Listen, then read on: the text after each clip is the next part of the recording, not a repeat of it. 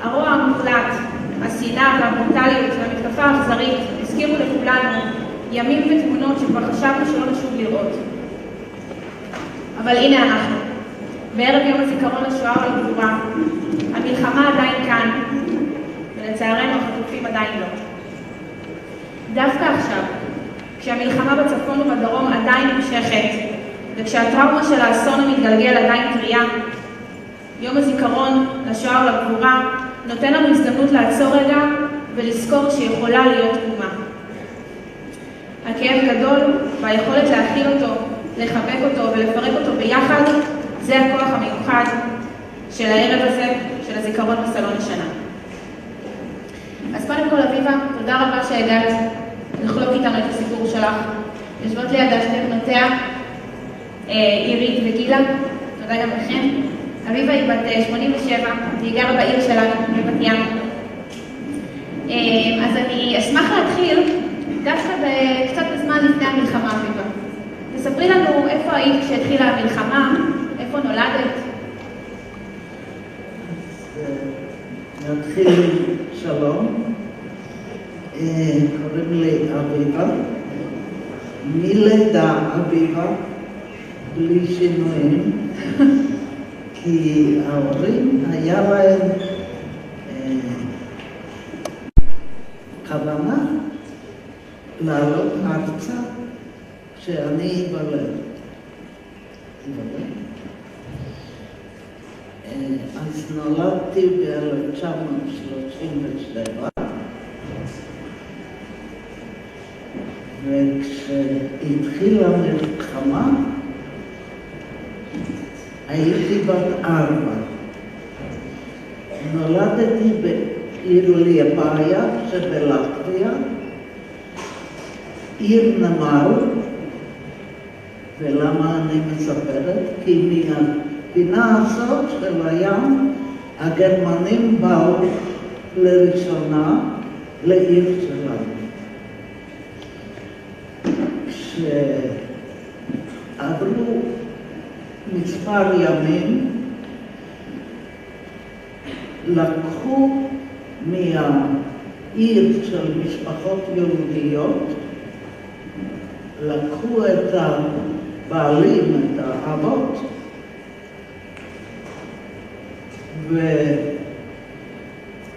והובילו את כולם ליד הים, ליד מגדלו, ומשם כל הלילה שמעו יריות, ומשם אף אחד לא חזר.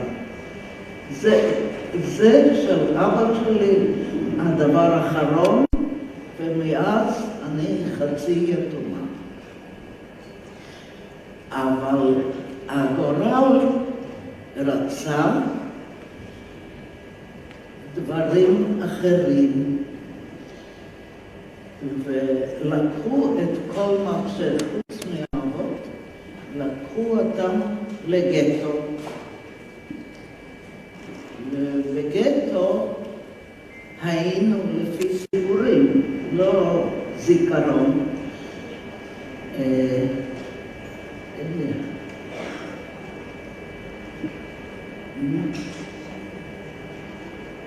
אני ככה במחשבות, אני צריכה לקפוץ לאחר כך ולאחר כך עוד יותר, בשביל לקשר ולמצוא את כל הסיפור, את כל להבין מה קרה איתי. זה סיפורים מהרבה זוויות, וזה כמו, אני אומרת, ספר או סרט שמראים כאלה וכאלה, ובאיזשהו שלב הכל מצטבר בסיפור האחד הזה.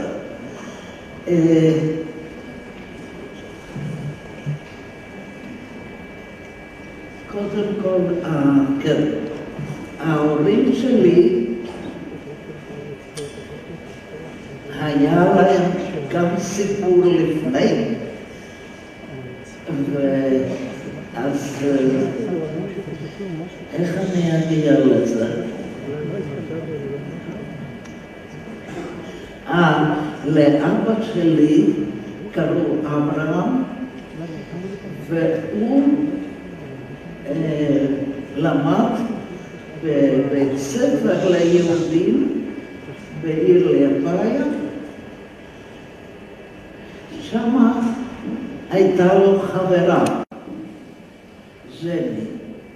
כשסיימו את התיכון, ז'ני הלכה לעבוד בבנק, ושמה הכירה מישהו שמאוד מצא חן בעיניה, מאוד יפה וגבוה וכל כך הכל. הם התאהבו שניהם, וככה היא זרקה את אבא שלי. והוא יצא מאוד כועס על כל הדבר הזה. עכשיו אני קצת קופצת, לא ממש, אבל בלי לקפוץ. לסבתא שלי הייתה מחוץ לעיר פנסיון קראו לו. זה כמו בית הערכה, כן. בקיץ שם התארחו כל מי ומי של העיר. וככה גם אבא שלי הגיע עם חברים שלו להתארח בפנסיון הזה, ואימא שלי כל שנה הייתה בחופשת קיץ עוזרת לסבתא שלי בעבודות שמה. אבא שלי ראה את אימא שלי, היא הייתה עוד תלמידת תיכון, ואבא לחברים שלו אמר, הנה, זאת עוד לא מקולקלת. למה היא צעירה? למה ז'ני זרקה אותו? אז ככה הם הכירו. והשאר התחתנו, רצו לעלות ארצה, אבל הגורל לא רצה, והגרמנים רצו משהו אחר. וככה, מה קרה לאבא אתם כבר יודעים, ומשפחות שנותרו הגיעו לגטו, ואני זוכרת שהיה בערך שנה אולי, שהעבירו את גטו הזה לעיר הבירה ריגה.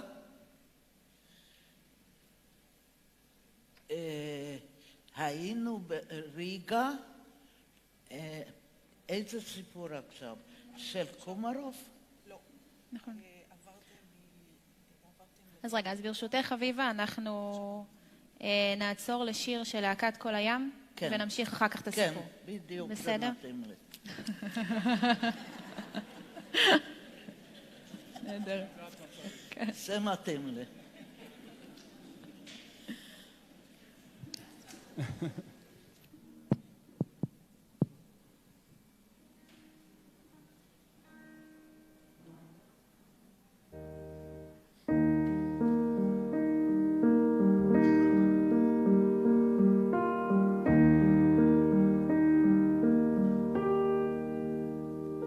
יום אביב, ריחות לילך, בין חורבות העיר שלך,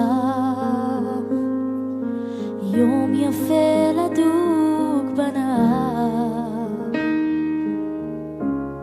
בתוכי הלב נשבר,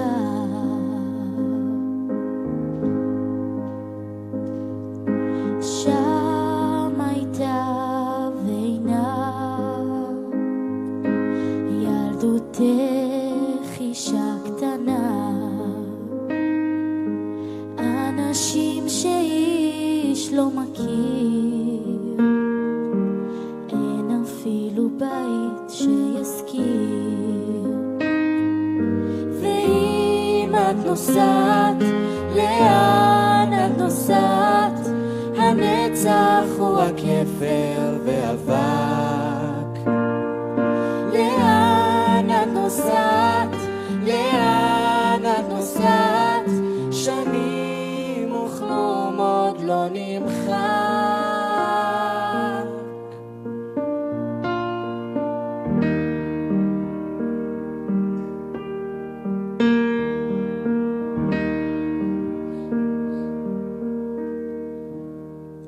קחי מעי,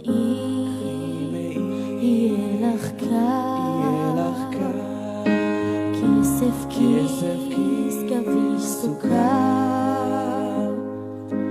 אם יהיו קשים הימים, היזכרי בי לפעמים.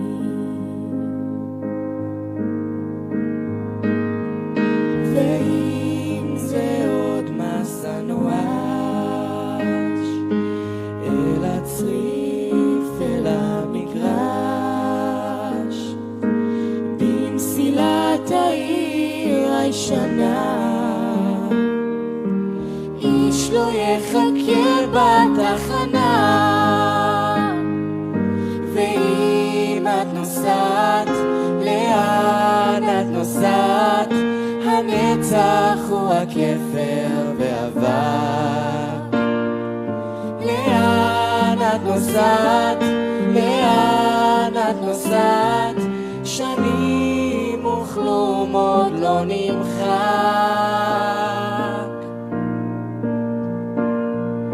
ואם את נוסעת, לאן את נוסעת? הנצח הוא הכפר ואבק. לאן את נוסעת? לאן את נוסעת? שנים וכלום עוד לא נמחק.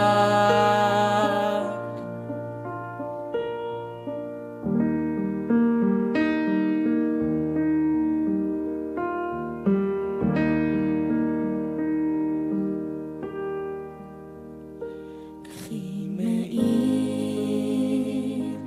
יהיה לך קר.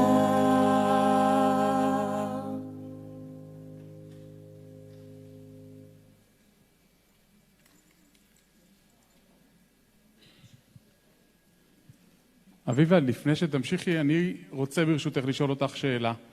אני יודע שבלטביה, כשבעצם הגרמנים הגיעו, עשו איזשהו טיהור לגברים, נכון? בגטו. היה איזשהו שלב שבו בעצם השמידו כמעט את כל הגברים והשאירו רק נשים וילדים. זה משהו שגם המשפחה שלך חוותה בגטו? נוירת. בגטו ליבאו כבר היו רק נשים וילדים. נכון, בגטו ליבאו כבר גברים לא היו, אותם לפני כן כבר הרגו את כולם והעבירו אמהות עם ילדים וסבים, סבתות כאלה, חצי משפחות. מה השאלה? תספרי לנו בעצם איך יצאת מהגטו. מה? עכשיו היצא מהגטו, בריגה. איך הצלחת לצאת? כן. עכשיו הסיפור, אנחנו חוזרים לז'ני שזרקה את אבא שלי והעדיפה את פרידריש קומרוב, שהוא היה גרמני בלטי, זאת אומרת, הוא נולד גם בליפאיה, הוא לא היה בגרמניה אף פעם, אבל המשפחות משני הצדדים ממש רדפו אותם כל אחד לחוד, כי לא היו מרוצים מהשידוך הזה. לא צד היהודי של ז'ני, ולא צד הגרמני של פרידריך קומרוב. אז הם ממש לא היה להם כאילו ברירה, והם עזבו את עיר ליפאיה ועברו לעיר הבירה ריגה. נולדו להם 2 בנים, וז'ני הייתה so-called פטורה מלהתייצב לגטו.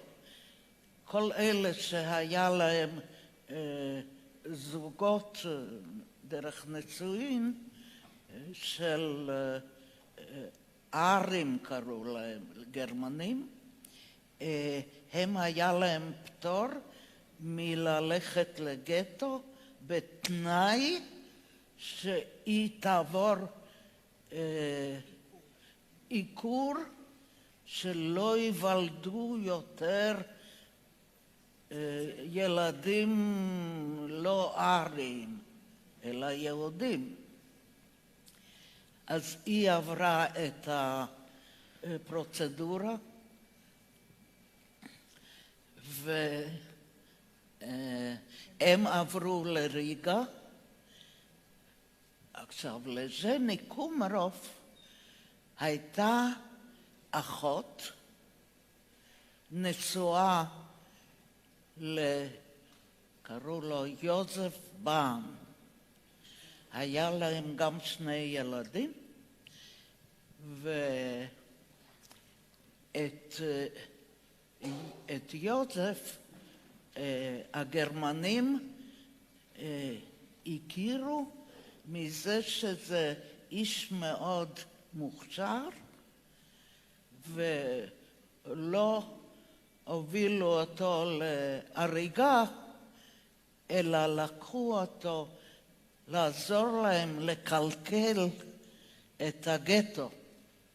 היה לו אישור לצאת ולחזור לגטו כמה שהוא היה צריך. הוא ניצל את היציאה וכניסה ללכת לבקר משפחת קומרוב, כן? שאחות ז'ני הייתה נשואה לו, אבל הוא ידע שלא אשתו ולא 2 ילדים כבר לא בחיים. אז הוא הלך למשפחת קומרוב, יחידים בריגה, שהיו קשרים כלשהם משפחתיים.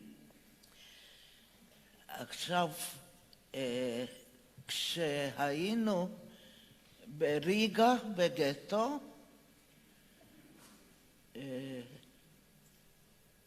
יוזף באן ידע יותר מכל אחד אחר, כי הוא היה בסו-קולד הנהלה. אז הוא שמע דברים שאלה שישבו בגטו לא היה להם בכלל שמץ של ידע. אז הוא הכיר את אמא שלי. אמא שלי הייתה צעירה, בת 27, ויפה, והוא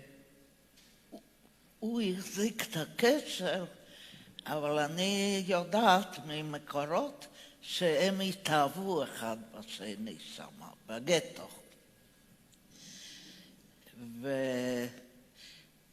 ובאחד הביקורים בחוץ, אצל פרידריך קומרוב, קומרוב אמר לו, תשמע, מה קורה? אני גרמני, אני כל כך מתבייש בעם שלי ולהיות שייך לו. האם יש משהו שאני יכול לעשות לטובת מישהו? אז יוזף באן אמר,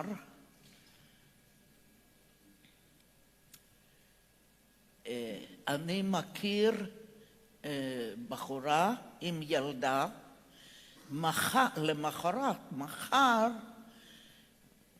תהיה אקציה גדולה, שישארו רק משפחות בלי ילדים, בלי זקנים, ואימהות עם ילדים, אז כל החבילה הזאת כבר לא תהיה בחיים. אם אפשר איכשהו להציל את הילדה, ואז אמא שלי היא לא אמא, אלא בחורה, בת 27, והם כאלה רצו לעבודות. אז קומרוב אמר, כן, אני רוצה שאת הילדה, קודם כל הוא אמר, צריך שתהיה ילדה, לא ילד. ילד יהודי יש לו סימנים שהוא לא יכול להתמודד איתם. אבל ילדה הוא מסכים. אז יוזף באן אומר, לא אכפת לך שזה ילדה של החבר של אשתך בבית ספר? הוא אמר, בכלל לא, להפך. ואז הם התחילו לעבוד על התוכנית איך להתחיל להפעיל את זה. היו כבר ימים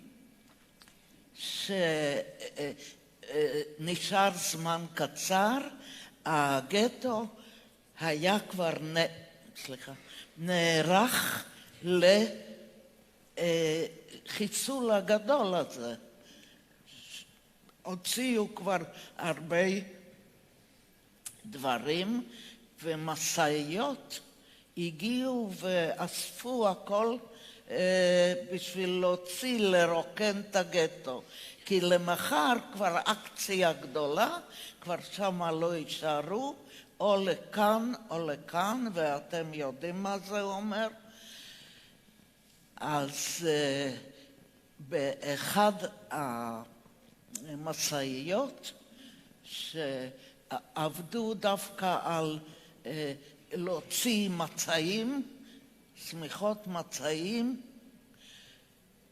דיברו עם הנהג, היוסף הכל ארגן, דיבר עם הנהג של השיירה, שילם לו, שהוא יסכים בריגה, גם הגטו היה בריגה, גם קומרוב גר בריגה, הם בנסיעה יצאו פגישה ויורידו אותי לידיים של קומרוב. עכשיו, איך עשו? אני הייתי קטנה, רזה, הייתי בת 6 כבר, 6.5 בעצם. אז באחד כאלה, כמו שאוספים את הסמיכות ואת הסדינים, ככה קושרים וזורקים על המשאית, באחד כזה דבר שמו אותי בפנים, סגרו ככה, שליחו למשאית? כן. ואני זוכרת שעשו לי חור שאני אוכל לנשום, ואני ראיתי שמיים עם כוכבים. זה אף אחד לא סיפר לי, כי זה אחד הזיכרונות מאותם ימים. כי אחר כך אני כבר זוכרת הכל וטוב טוב. הייתי כשבאתי לקומרוף הייתי 6:30. זה כבר יש עם מי לדבר. עכשיו, קומרוף הסביר לי שאני לא אספר לבנים שלו מאיפה אני בא, איך קוראים לי, והמציא סיפור כאילו קוראים לי מאיה, לפי דבורה מאיה, בדיוק. אז, ואני איזה קרובת משפחה מהכפר איזשהו, אני באתי להתארח, ואימא שלי תבוא בעוד 3 ימים לקחת אותי. ושאני לא אספר להם את הדבר האמיתי. אז עברו יומיים, אני מחכה לאמא, ואמא לא באה. אז אני כבר כאילו קיבלתי אישור. אם הם אומרים, אמא תבוא ואמא לא באה, אז אני גם אספר מאיפה אני באתי. וסיפרתי, שיחקנו בקוביות, ואני הסברתי להם, זה פה מגדל שמירה, ופה חומה, ופה זה וזה. לא הייתי בסדר, אבל גם הם לא היו בסדר. אביבה, אנחנו נעצור רגע לשיר נוסף, בסדר? מה? לשיר נוסף, אנחנו נעצור לשיר נוסף לעוד ונמשיך שיר. כבר. יפה. זה טוב מאוד השירה הזאת. כן, את אוהבת? אנחנו שמחים.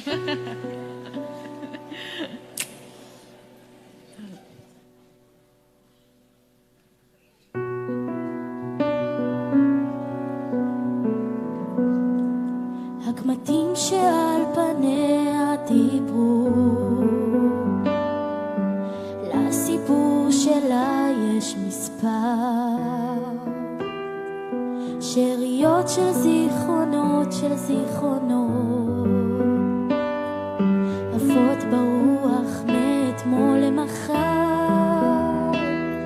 הפנים שעל קמטיה אמרו,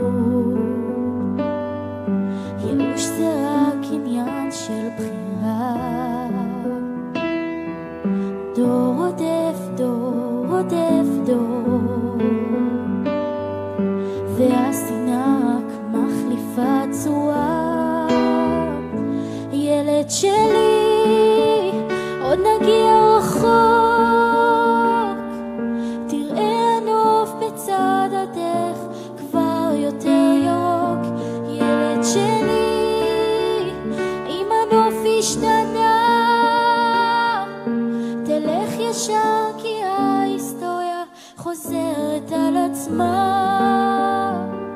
ילד שלי, בנסיעה בדרך הביתה, דיברו ולא אמרו אף מילה.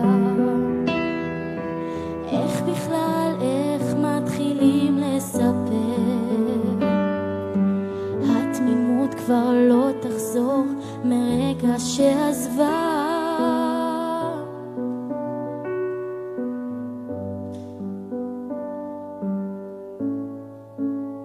מספיק אדם אחד שליבו רע, קולה רעד. אני פה בשבילך, כדי שזה לא יקרה לדור שלך.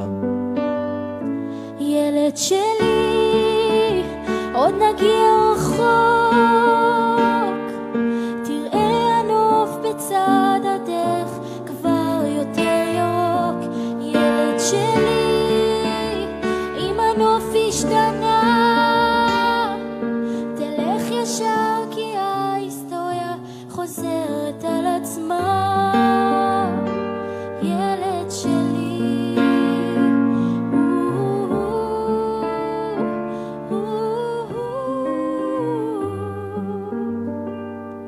אלוהים שומר עלינו מהחושך עד לאור. אלוהים שומר עלינו, אבל אל תשכח לזכור. ילד שלי, עוד נגיע רחוק,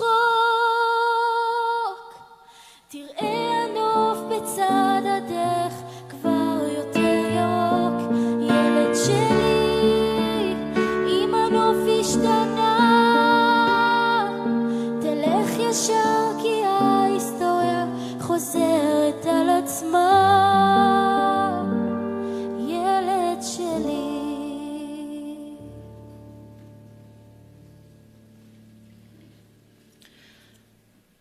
אביבה, אני אשמח שתספרי לנו מה קרה אחרי סיום המלחמה.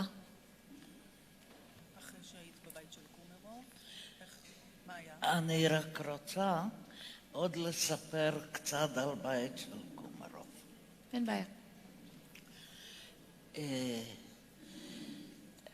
היה לקומרוב קשיים שהתעוררו כשמביאים ילדה בבית שיש רק בנים. לא היה את הלוקסוס שכל אחד התקלח בעצמו עם המים שלו. עשו אמבטיה משותפת, השיבו שם את שני הבנים. קומרוב לקח אותי איך ככה מהמותניים, הפשיט, לקח אותי, הגיע למקלחת, עשה ככה, ככה נראית בת, וטרנק הוריד אותי למים יחד איתם. אז זה שימש שלא תהיה איזה מבוחר אצל ילדים או איזה משהו שהם בחיים לא נתקלו. אז זה עבר בשלום. מה לא עבר בשלום? אני כשהגעתי, יחד היו לי שתי מחלות ילדים. רופא אי אפשר להזיק. שום דבר, אף אחד לא צריך לדעת בכלל ששמה מישהי חיה כזאת, מה שלא קודם. אז המחלות הם כמובן נדבקו, וכל הבית היה כמו בית חולים, אבל לא הביאו רופא. הגבלה. אבל היה לי עוד משהו שיצאתם בערב, שהם החליפו תפקידים. בערב, קודם ככה, היה לי בדירה, בחדר שינה של ההורים, סידרו לי פינה, ככה באלכסון, שהטואלט עם הכוננית, שסגרה פינה והמרה גדולה כזאת עומדת, וכל פעם שמישהו הגיע או מישהו צלצל בדלת או משהו, התפקיד שלי היה לעבור את הכוננית ולעמוד אחרי המרה הזאת ככה, וכשפותחים דלת לא אמורים לראות ששם יש מישהו. אז היה לי מקום מחבוא. מה אמרת, גילה? איפה ישנת? ישנתי באחד מיטות, שם עד גיל גדול ישנו במיטות סורגים, כמו שכאן, אבל בגיל יותר גדול. כזאת מושג, מיטת נוער לא הייתה. היה או מיטה קטנה, או מיטה הורים. אז לא יכלו להביא עוד מיטה. מה עשו? אני תמיד תפסתי מיטה של אחד הבנים, והבן שתפסתי לו את המיטה הלך לגור אצל ההורים. אותו דבר עם הבגדים. תמיד הייתי לבושה בבגדים שלה, אני אקרא להם אחים שלי, כי הם באמת היו אחים שלי. אז לקחתי מהם בגדים, למשל בחורף, בערב בחושך, רצו שאני גם קצת אנשום אוויר בחוץ. איך עושים את זה? היו כאלה משחלות בשלג, מושכים, וכולם ידעו שלקומרובים יש שני בנים, שני ילדים. אז הלבישו אותי עם הבגדים של אחד הבנים, אחד היה בגילי בדיוק. אז זה, והוא המשיך כל ערב לעשות טיול, אבל אני כל פעם זכיתי להיות כל ערב, הבנים התחלפו. אז תמיד אני הייתי הכי מסודרת, אותו דבר למשל קיבלו, היו, איך? תלושי מזון לכך וכך ילדים, כך וכך, זאת אומרת, אף אחד לא נתן שיהיה לי גם, אבל אני קיבלתי תמיד ראשונה. ככה נהגו איתי. מזל. אז רגע, את בעצם היית בבית הזה עד סוף המלחמה? גרת בבית שלהם עד סוף המלחמה? אז כן. יש פה, אין לך עוד מקהלה פה. יהיה כבר, בטח. היא גם מנהלת הערב, זה נחמד. אז כן, אנחנו נשים, אנחנו נשמע עוד שיר. בוא נשמע עוד שיר, אביבה. תנוחי קצת. איך הוא אומר שאלות? היא מתכוונת להגרי. להגרי. אני גם אגיד שאלות. בדיוק.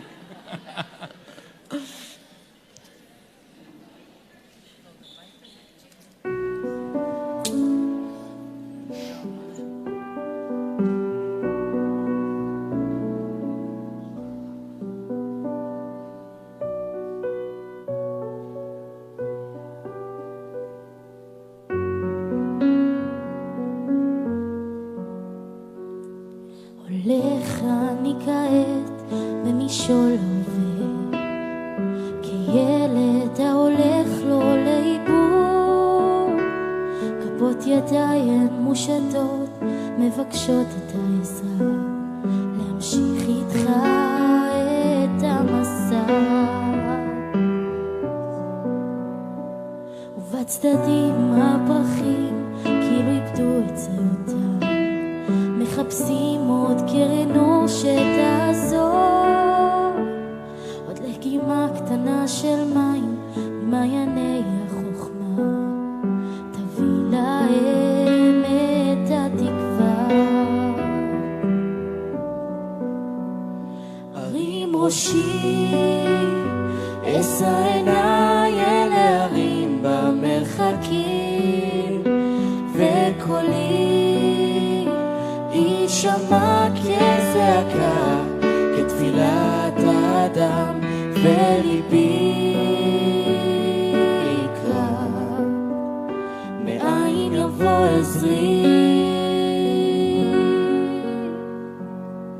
עובר אני כעת בנופים חדשים, הצעדים הם נעשים כה איטיים, מה יש שם שאין פה, שאל אותי עובר, מה בלב אתה שומר. קשיש העיר שעל גבו מונח כל עברו, מביט סביב ומחפש את עולמו, שההווה כל כך קשה לא אומר דבר, הרים ראשי אל המחר. הרים ראשי, אשא עיניי אל ההרים במרחקים, וקולי יישמע כזעקה, כתפילת האדם, וליבי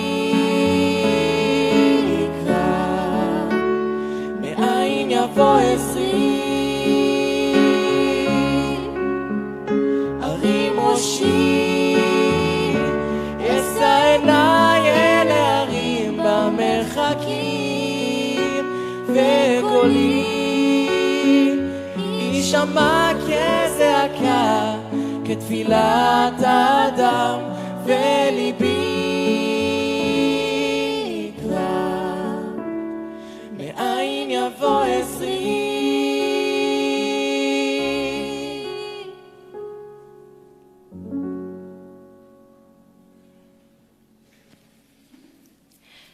טוב, אז אנחנו נעבור, נעשה סשן שאלות, בסדר? ותוך כדי אנחנו נמשיך את הסיפור של החביבה. בסדר גמור. מיקרופון, אצל מי יש? אז ראו תעביר את המיקרופון, למי שיש שאלה, רק תרימו את היד. בבקשה. שומעים? כן. היי, קוראים לי ליאור. קודם כל, ממש תודה ששיתפת, זה באמת היה ממש מרגש. וככה אני מייצגת פה את כל בני הנוער שבאו לשמוע את הסיפור, ורציתי לדעת מה המסר שיש לך לדור הצעיר שגדל פה בארץ.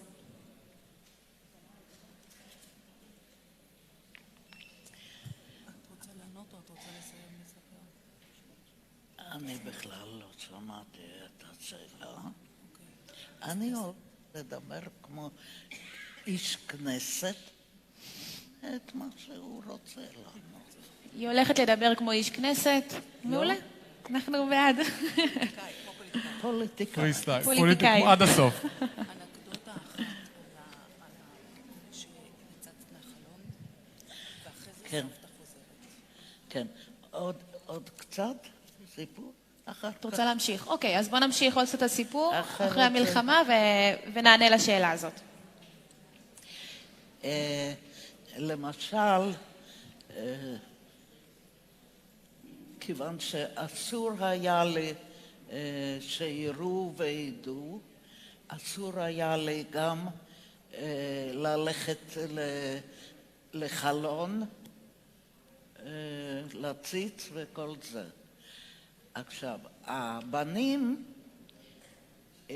היו יורדים לשחק בחצר,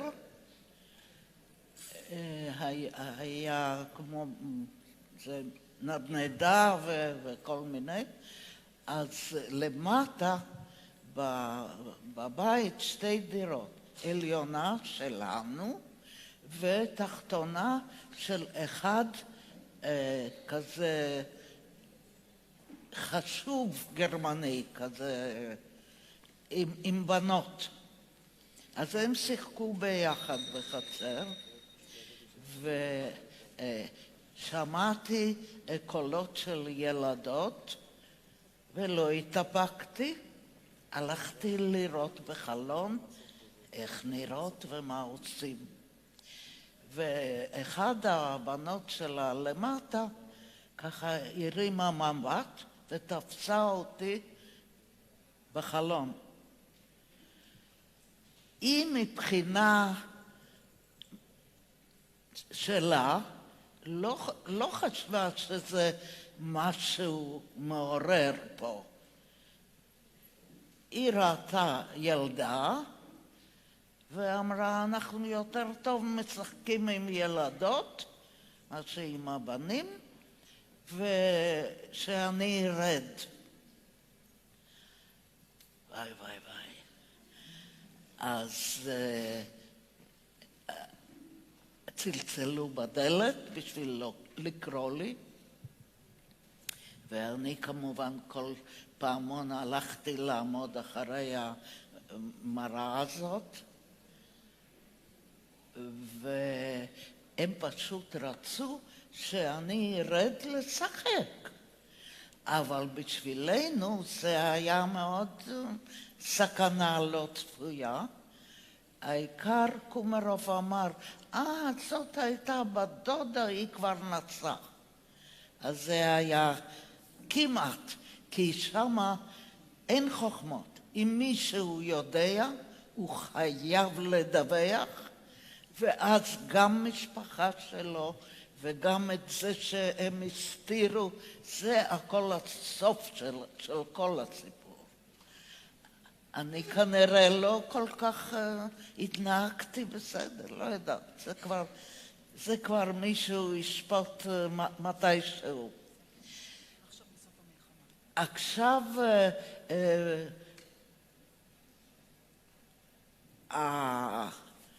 המלחמה נגמרה במאי, ואחרי מאי כבר התחילו לעבוד בתי ספר, ואותי שמו יחד עם הבנים בבית ספר איפה שהבנים היו, אחד בן בגילי, היינו יחד בכיתה, והשני היה מבוגר ב3 שנים. אז באחד הימים, כעבור כמה חודשים, אני חזרתי מהבית ספר, ואני רואה יושבת איזו אישה, ואחרי להסתכלות אני הכרתי שזאת אמא שלי, שחזרה מהמלחמה, שהיא הייתה בעבודות כפייה במחנות עבודה, לא מחנות השמדה, עבודה, כי הייתה מתאימה להם, והיא חזרה כבר מהמחנות, והיא אלה מחנות שהיא הייתה באירופה, והיא ראתה אותי וחיבקה אותי, וכל מי שהיה שם, שכנים וזה, בכו, ואני חשבתי, אז למה לבכות? הרי טוב יצא. אני לא ידעתי שיש דמעות שמחה. אז זה ככה, כשאמא חזרה, ובערב קומרוב הם חזרו מהעבודה, קומרוב לא חשב הרבה, כי חשבנו עם אמא שעכשיו נלך לחפש איפה לגור ומה הלאה. הוא אמר, את גם תבואי ותהיו פה. הייתה דירה גדולה, אז חדר אחד נתנו לי ולאמא. ועכשיו תקשיבו, היה לנו, אמא יצאה לעבודה, היה לנו משק בית משותף, הכל היה ביחד, כמו להגיד משפחה,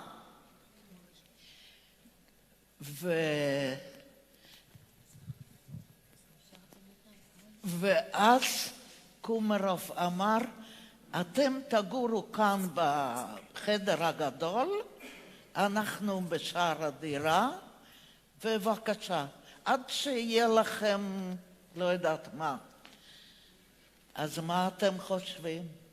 אנחנו גרנו שמה כ20 שנה ביחד, גדלנו יחד, הבנים התחתנו, עוד אני ואמא היינו שמה, עד העלייה שלי ארצה שהייתי בת 30. לאן עליתם? אביבה, לאן עליתם? כשהגעתם לישראל, לאיזה עיר הגעתם? אנחנו בארץ היינו מהעליות סוקולד ראשונים, עוד לא ידעו בדיוק מה לעשות איתנו, לא היו דוגמאות שבאו עליות אחרי המלחמה הזאת, עליות שאיך להתנהג ולתת, לא יודעת, מה שנותנים היום וזה. לא היה, גם לא חשבנו, היינו כל כך מאושרים לעלות ארצה, כי קודם קיבלנו הרבה סירובים. הסובייטים לא היו כל כך נדיבים בנושא. עוד לפני שפתחו את שער הברזל, מה שנקרא, אנחנו עלינו קצת לפני, עוד הסובייטים היו בלטביה. אבל כשקצת התאקלמנו והכל פחות או יותר בסדר, בלי תלונות, היינו מאוד מאוד... והתחתנת, ויש לך שתי בנות מקסימות שיושבות כן, לידך, ואני רוצה להגיד שכל הנכדים שלה יושבים פה בשורה הראשונה, שזה כבוד גדול לראות אתכם פה איתנו היום. ממש, ממש, ומרגש. קצת מתביישים. התחתנתי עם בחור שהוא גם ניצול שואה מפולין, ואצלו היה חשוב להתחתן עם אחד שהייתה בשמה, אחרת אין שום דבר משותף, ככה הוא טען. אז בחר אותי, והתחתנו, ושתי בנות. איזה כיף. אביבה, אני רוצה שנחזור למסר. והגענו לבת ים, וחמישה נכדים שהם כולם פה בשורה הראשונה עם החברים. אביבה, זה הניצחון שלך. זה הניצחון שלך. אביבה, אני רוצה שנחזור. זה עונה על השאלה. על השאלה? מי צריך שאלה? בוא ניתן רגע לראש העיר לומר כמה מילים. בסוף ראיתם, בסוף היא ענתה בדיוק מה שהיא אמרה. היא יודעת מה היא רוצה להגיד ומתי. אבל אביבה, קודם כל אני חייב להגיד לך שאת מקסימה ואת מרגשת, ותודה רבה שאת משתפת אותנו. ואני רוצה לספר לך ולכם שמוקדם יותר היום היה לנו את הטקס הרשמי, ודיברתי שם בעצם בעצם על חצי השנה האחרונה שעברנו, ועל האם באמת, למרות שאני בטוח שכולנו הרגשנו את זה, האם עברנו שואה קטנה ב7 באוקטובר או במה שהיה מאז. אז יש כאלה באמת שאומרים שכן, יש כאלה שאומרים שלא. אני אגיד לך מה אני הרגשתי, בעיקר אחרי שיחות עם ניצולים בימים האחרונים לקראת יום השואה, כי באמת ככה התלבטתי ביני לבין עצמי. ואני חושב שמצד אחד אין ספק שיש הרבה דברים דומים. האכזריות של האויבים שלנו, המעשים הבלתי נתפסים, ילדים, נשים, וטף, גברים, ללא שום הבדל. אבל עדיין יש הבדל אחד גדול שבגללו אני חושב שבסופו של דבר זו לא הייתה שואה. כי שואה הייתה רק אחת מסיבה אחת מרכזית. אנחנו ספגנו כעם מכה מאוד מאוד קשה ב7 באוקטובר, שעדיין מתמשכת.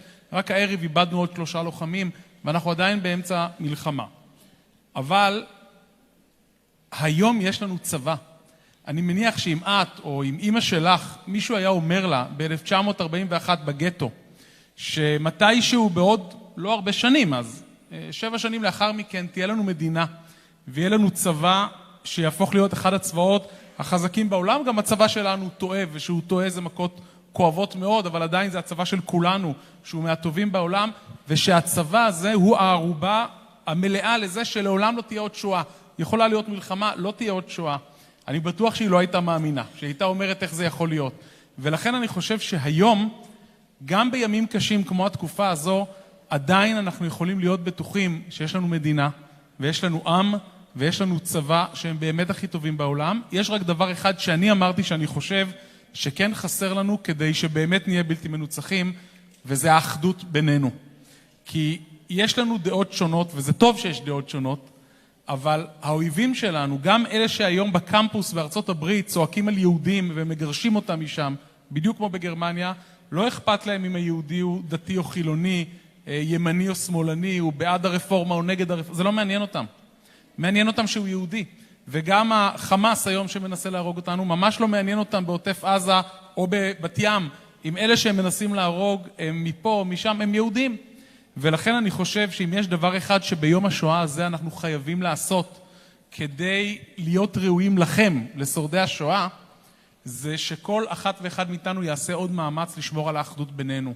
כי אני חושב שניצולי השואה נושאים באמת אלינו את עיניהם היום, ואנחנו צריכים להיות בצד הנכון של ההיסטוריה, כדי להצליח לעמוד מול האויבים שלנו, כדי להצליח להתמודד, וזו משימה שכולנו נצטרך לעשות. הדור השלישי, כמוני לשואה, והרביעי גם שיש פה, וחמישי וכן הלאה, לדעת שאנחנו עם אחד, לדעת קצת לוותר ולהכיל דעות שונות, להמשיך להתווכח, זה בסדר גמור, אבל להתווכח כמו אחים, ואז לעמוד במשימה המקודשת הזו, להילחם ברשתות החברתיות, מי שיכול שם, או בקמפוסים בארצות הברית, מי שיכול שם, או ברחובות באירופה, מי שיכול שם, וכמובן פה, מי שנמצא פה, להילחם ולא לוותר, ולהמשיך לדבר גם על השואה וגם על הלקחים שלה, ומתוך זה נדע שלא יהיה אף אויב לעולם שלא נוכל לעמוד מולו. אמן. אביבה, אנחנו רוצים קודם כל להגיד תודה רבה, שחלקת איתנו את הסיפור הזה, זה כל כך לא מובן מאליו. והבאנו לך איזה שי קטן, גם תעודת הוקרה. ארנסט, שני צעירים בת ימים, מחיאות כפיים, כן, אפשר. לאביבה המקסימה. תודה רבה. תודה. תעודת הוקרה על זה שחלקת איתנו את הסיפור שלך. תודה רבה לכולם, לכולכם. ובעיקר תודה רבה לך. שהקשבתם. את יודעת, תמיד בטקסים ביום השואה אומרים שלא נהוג למחוא כפיים, אבל נראה לי שכולנו עכשיו רוצים להצדיע לגבורה שלך ולכולם על ידי הרבה מחיאות כפיים. אני גם. תודה. תודה רבה לכולם. תודה רבה. רגע חבר'ה, ודבר אחרון, אנחנו נשיר ביחד את שירת התקווה, אז אתם מתבקשים לעמוד. אין לנו זמן. לעמוד לתקווה.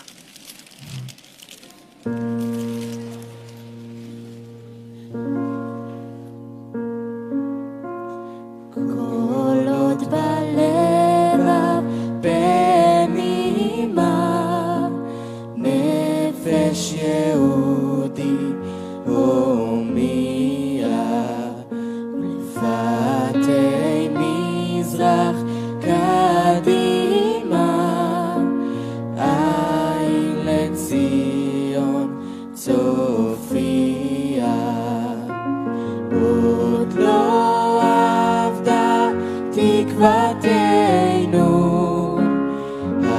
התקווה בת שנות 2000 להיות עם חופשי